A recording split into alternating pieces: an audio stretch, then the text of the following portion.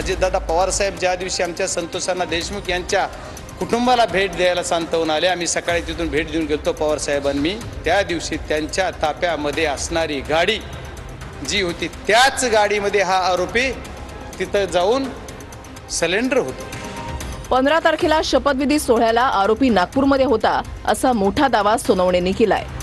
15 तारखेला शपथविधी मंत्रिमंडळाचा झाला, त्या दिवशी हा आरोपी नागपूरमध्ये होता ही बऱ्याच जणांनी सांगितले, आपण पण सांगितलं, कुणी सभागृहात सांगितलं। मग त्याला 15 तारखेला पण अटक, पचमंडीहून तो आरोपी पुण्यात आला, पुण्याहून तो आरोपी गोव्याला गेला, गोव्याहून कर्नाटक पुण्यात येतो। मग ज्यावेळेस पचमंडीहून पुण्यात गेला त्यावेळेस कुठं राहिला? मग ह्या पोलिसाला कळालं नाही का? गाडीत एवढे दिवस त्या आरोपी सोबत कोण होतं? एकटा आरोपी ड्रायव्हिंग करत फिरत होता का? त्याच्यासोबत कोण होतं याचा तपास झाला पाहिजे। पहिल्या दिवसापासून आरोपीवर गुन्हा 11 तारखेला झाला, तेव्हापासून त्यांनी शरण येईपर्यंत त्याच्यासोबत कोण कोण आलं, कोण कोण होतं, पोलीस त्यांचा गार्ड कधी सोडलं, त्यानं कधी सोडलं, कुठं सोडलं, आणि शेवट शरण येईपर्यंत सोबत कोण होते, एवढे लोक कसे आले?